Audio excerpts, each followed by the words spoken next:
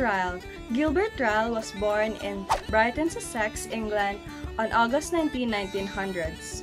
One of 10 children, he came from a prosperous family and enjoyed a liberal and stimulating childhood and adolescence. His father was a general practitioner, but had keen interests in philosophy and astronomy that he passed on to his children, and an impressive library where Ryle enjoyed being an omnivorous reader. He died on October 6, 1976 at Whitby in Yorkshire after a day's walking on the moors. Quote, philosophy irradiated his whole life.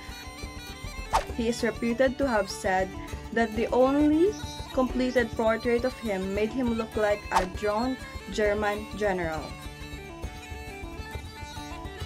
Hi, I am Althea, and I will share to you Gilbert Ryle's philosophical stand on the concept of mind. He believes in the statement, I act, therefore I am. This belief debunks René Descartes' idea, I think, therefore I am.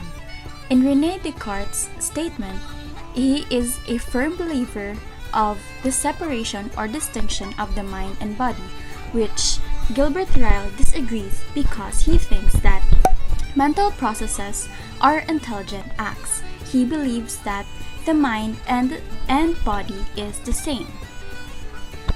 He believes that actions determines the concept of self.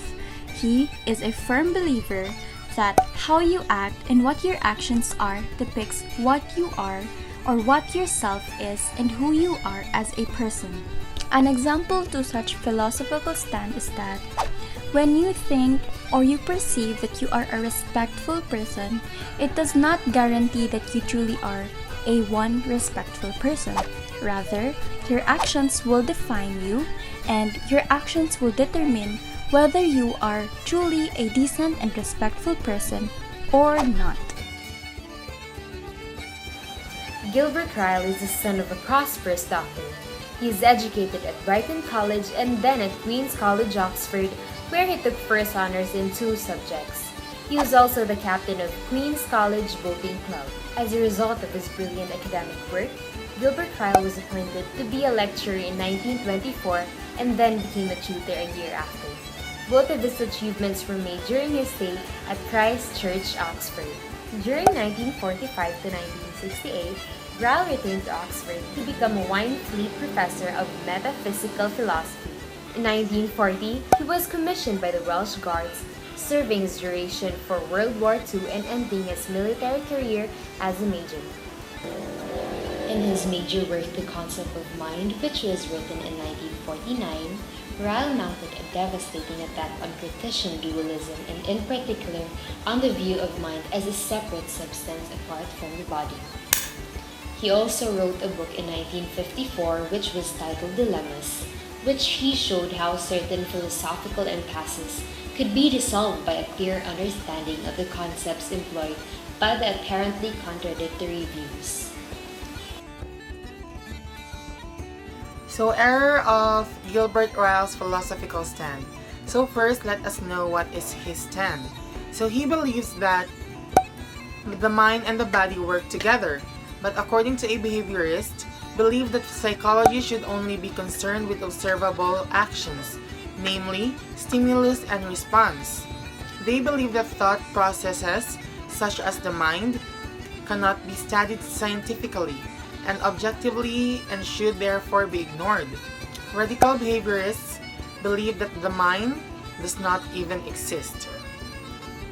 So by the biologists who argue that the mind does not exist because there is no physical structure called the mind also follow this approach. Biologists argue that the brain will ultimately be found to be the mind. The brain with its structures, cells, and neural connection will, with scientific research, eventually identify the mind.